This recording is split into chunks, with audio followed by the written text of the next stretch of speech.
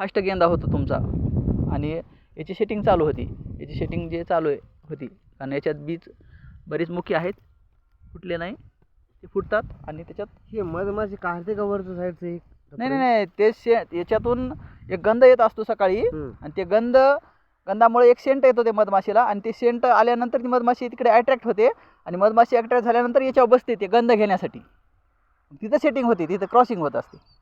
आणि ती क्रॉसिंग झाल्यानंतर मग तुम्हाला इथं चांगलं बीज तुमच्या याच्यात तुम्हाला पाहायला मिळतं. आणि हे जे आहे ना, ही पात बसायला लागली, ही न्यूट्रिशनची कमतरता आहे, हे फंगल इन्फेक्शन आहे.